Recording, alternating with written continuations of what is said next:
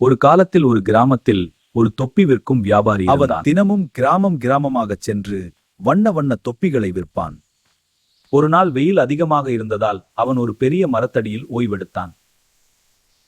சோர்வாக இருந்ததால் அவன் சிறிது நேரத்தில் தூங்கிவிட்டான். அந்த மரத்தில் இருந்த குறும்புக்கார குரங்குகள் கீழே இறங்கின.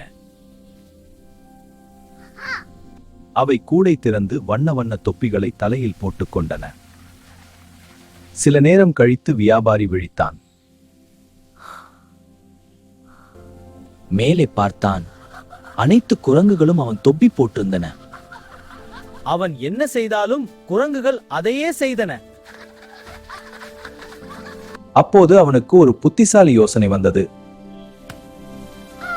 அதை பார்த்த குரங்குகள் அனைத்து தொப்பிகளையும் கீழே எறிந்தன. வியாபாரி தனது தொப்பிகளை எடுத்துக்கொண்டு மகிழ்ச்சியாக தனது வழியில் சென்றான். அவசரப்படாமல் சிந்தித்தால் எந்த பிரச்சனையையும் சாமர்த்தியமாக தீர்க்கலாம். இந்த கதை பிடிச்சிருந்தா லைக் பண்ணுங்க, சப்ஸ்கிரைப் பண்ணுங்க, உங்கள் நண்பர்களோட ஷேர் பண்ணுங்க.